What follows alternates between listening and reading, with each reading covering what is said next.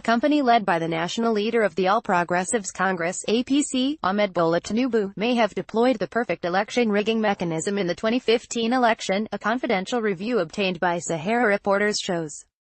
And it may all have been accomplished with the Independent National Electoral Commission (INEC) not knowing its own technology was being used against it.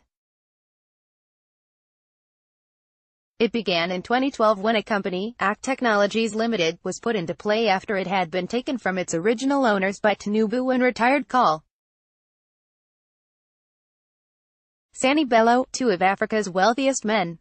ACT went into partnership with INEC to provide voter registration and accreditation, as well as election management technology, to Nigeria's electoral body. This company eventually flushed out the original recipient of the voter management system contract from INEC and provided a compromised technology which had a gaping backdoor framework for manipulating voter registration, PVC card issue and the voting process, the report said.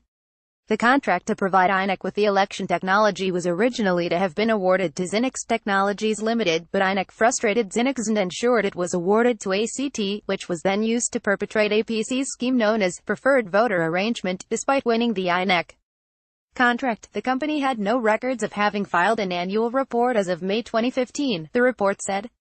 Disgruntled individuals within the company have revealed that approximately 80% of the company's earnings from IMEC were siphoned off, with the company being left with 20% to execute the project. The report is replete with tales of money laundering and manipulation, fake companies and addresses, and of powerful people and their families playing games with funds and companies.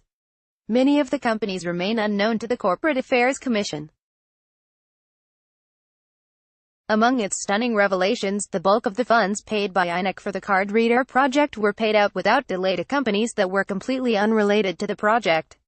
In fact, a majority of the money was paid out to Amagadana Bureau de Change, a company with a fake address. Of greater importance, however, the report said there was strong evidence that key figures in APC had control of ACT Technologies during the period in which card readers and PVC cards were being produced, and had started paying out money through ACT Technologies to the companies producing the card readers and handling the biometric security 1 year before INEC paid any money to ACT.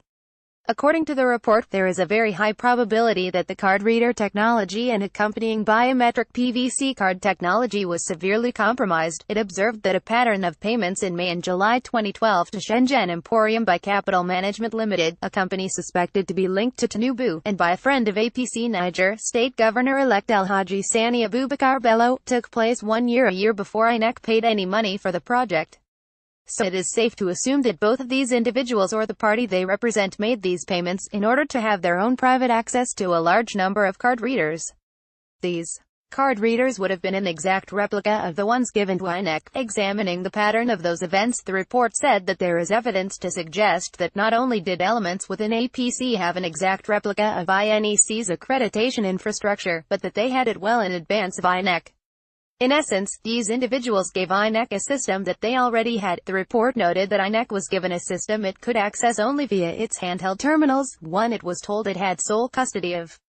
They couldn't have known that prior to this system being delivered, thousands of other terminals had already been produced for individuals linked to a political party. Essentially, a secret backdoor had been created accreditation system. And while INEC was doing the voter registration, the individuals with backdoor access injected their own data into the INEC database. It said all that was then needed was the port address that INEC used in communicating with the database, which was not difficult to obtain since the electoral body gave it to their field staff to program the card readers.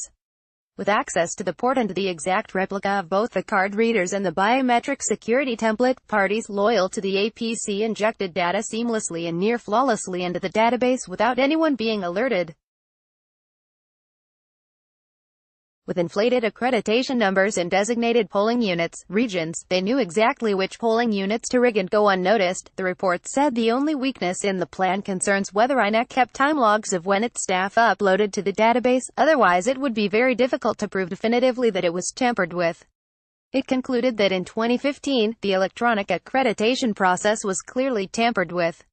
The report then offered This dire warning, for a nation facing national elections starting this Saturday, if the card reader technology, as it currently exists, gets used in future elections. The individuals who have this technology have the capability to inflate accredited voter numbers and dictate which electoral candidate win which election. Tinubu, who has bragged in recent days that he is richer than Osun State and that he is single-handedly bankrolling Buhari's re-election effort. He has promised the president 3 million votes in Lagos.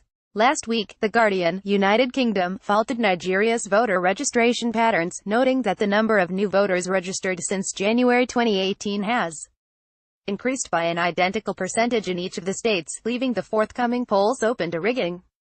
The newspaper described the correlation as a statistical